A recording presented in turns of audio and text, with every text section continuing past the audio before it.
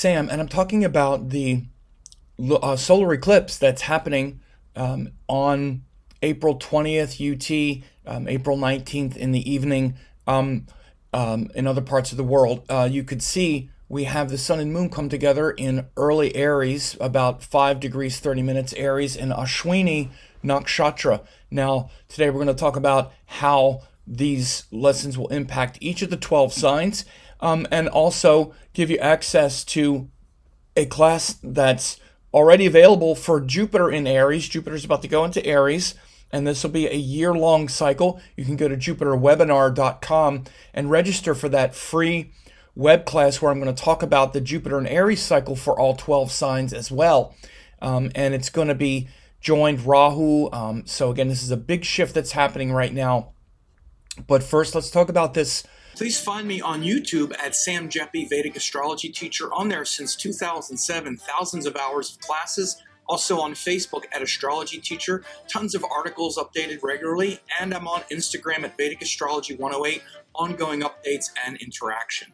Solar eclipse in Aries. Of course, Rahu has been in Aries since the early parts of 2022, and it's going to be quite a transformative event, of course, because the eclipses show how the sort of subconscious forces are, willfully and strongly asserting themselves into our world. We had this Aries eclipse last year, followed shortly, or came right around the time of the Russia-Ukrainian war last year, and other types of aggression. This is Aries sign, which is about new beginnings, enthusiastic beginnings, even in a forceful way. There can be, a sense even of dictatorship and tyrants, and again, forceful assertion of will that we always need to be careful of with the Aries, paradigm.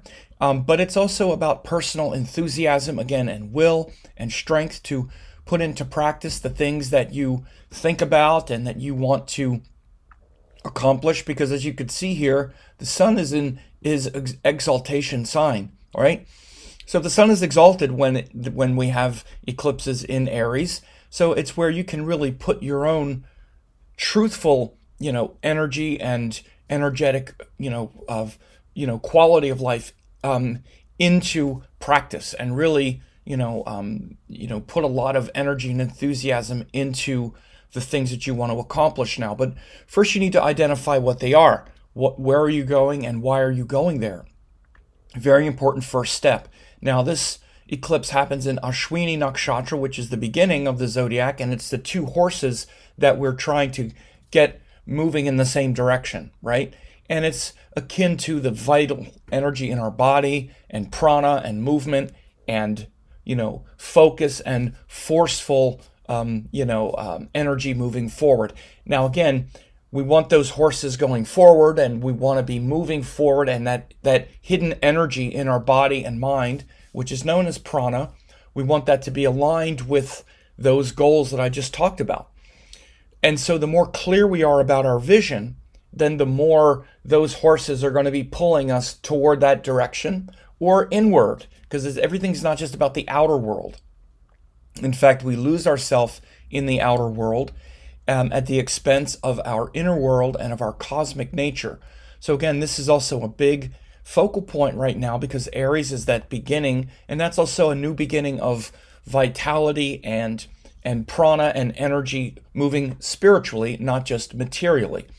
So again, that Ashwini Nakshatra at the beginning of Aries is also going to really compel us moving forward. Now, again, you could see Jupiter is about to go into Aries as well, and he enters Aries on April 22nd. So he's almost there. If we have this on April 20th or April 19th, then Jupiter is going to be very close behind, and then he's going to have an exact conjunction with Rahu on June the 6th, and Jupiter is going to be there for the next year. So I'm talking about these things sort of together because we have this eclipse on the 19th and the 20th. We also have Mercury there. He's about to turn retrograde. But the biggest thing that's going to happen shortly after the eclipse, because the eclipse shows a cycle that's, it's like a month, a couple months. But again, shortly after, Jupiter's going to jump in there, and that's going to be there for a year. So again, you want to really understand what this Jupiter in Aries joined Rahu is going to be for the next year from April 22nd to May 5th as well. So as you can see, that's more than a year. And go to jupiterwebinar.com to register. That's a free web class.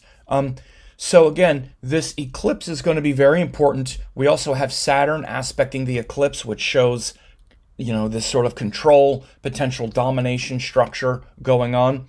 We also have Mars in Gemini, which could show a lot of verbal battles, verbal arguments, verbal struggles and battles, but it's also in an exchange with Mercury, excuse me, because Mercury is in Gemini and Mercury is in Aries, join the eclipse, and Mars is in Gemini. So they're exchanging. We also have Venus here in Taurus. So there's a lot of planets in high dignity. In fact, again, Sun is exalted, Venus is in its own sign, Jupiter in its own sign, Saturn in Aquarius, Mars and Venus are exchanging. So, for the most part, the zodiac positions themselves are very stable. So this is a great time to really identify the truth of all of these areas of life. What gives you joy and delight, which is Venus, what you're really willing to fight for, which is Mars, what inspires you, which is Jupiter, and what you're willing to really commit to and focus on, which is Saturn. They're all quite healthy in this context. So rather than externalize and be overstimulated and kind of turn it into, eclipse is bad, this is actually a very good omen for the next several months as the sun keeps going, and then we start to build momentum for the next eclipse. I actually usually give the eclipse cycle about 3 months, because then after 3 months or so, then the sun starts getting closer to the next node, and the effect of this node starts to wane as the effect of the next node and the next eclipse starts to become more prominent. This is how I see it, and I think I'm right. But aside from that, here's how the eclipse is going to affect each of the 12 signs. For Aries, this is first house, your physical body, your truthful identity, your autonomy. Again, that's the first house. Second house, Taurus, this is actually a 12th house cycle for you, because you could see from the sign of Taurus, this eclipse is happening in your 12th house, right? So that's how it works. So Taurus, it's about surrender, letting go, escapism, fantasizing. Watch that, Taurus. You love to escape into TV and Ben and Jerry's. I'm sorry, it's a stereotype. But Gemini, 11th house, large groups of people, humanitarian causes. This is me. I'd love to save the world, but I don't know what to do, so I'll leave it up to you. Song by 10 Years After. You never know what I'm going to pull out of my bag of tricks. Cancer, 10th house, duties, responsibilities, career, handling pressure. Cancer people, once your heart gets captivated by those you want to work hard for, you could be a workaholic as much as the next. So again, know what you're identify what you're working for, and it can really push you along. Leo, 9th house, teaching, gurus, beliefs, inspiration. All you Leos, you love, feeling that power in your life, but it has to be driven by what inspires you. Then you'll be the king of a kingdom that you really want to inhabit or rule over. Virgo, 8th house, vulnerability, insecurities, fears, control. Not so easy for the Virgo people, because again, this is happening in the 8th house from Virgo. So again, 8th house, but it's where you can also transform those fears and negativities into clear spiritual practices and manage those insecurities. Libra, 7th house, others, agreements, relationships, desires. Libra people, you're dealing with this, you have K2 going through your first and all these planets in the 7th house. Be careful of the backlash, blow-ups against others. Scorpio, 6th house, service to what you love, hard work and sacrifice. But you have to transform, Scorpio, you have to transform your desire to turn everything into a fight and a battle. Underneath it all, stop fighting and battling everything and everyone, and instead be of service and be willing to work hard on yourself and sacrifice, and not work hard on others. Sagittarius, 5th house, creativity, heart's desire, what inspires you, what really aligns you with your creative purpose. Sagittarius, that's a big one. A lot of energy for these fire signs. Quite auspicious. And Capricorn, 4th house, connecting to true love and devotion, not just emotions. Could be quite emotional for you, Capricorn. These fiery, emotions that you have inside Capricorn. Transform that. 4th house is about the heart and going deeper into the heart. And the moon is here as well. So it's a great time to go inward for that. Aquarius, 3rd house, it's about questioning your beliefs, trying new things. Again, because it's opposite the 9th house, question your beliefs, Aquarius. You have a lot of faith and devotion, but question those beliefs. Pisces, 2nd house, family, friends, values, diet, immediate environment. This will be good for you, Pisces, in that regard, eclipsing that, letting you see your own nature and not just, comforting yourself and whatnot. So again, very transformative time, these eclipses, and it's a time to really, allow yourself to ride that wave, right? This is what we would call, riding the karmic wave. The waves are going to come, right? But it's not about trying to stop the waves. It's about learning how to ride the waves, how to surf those waves of karma skillfully, right? And that's really a good metaphor. You can't stop the ocean and stop the waves, but you can ride them skillfully.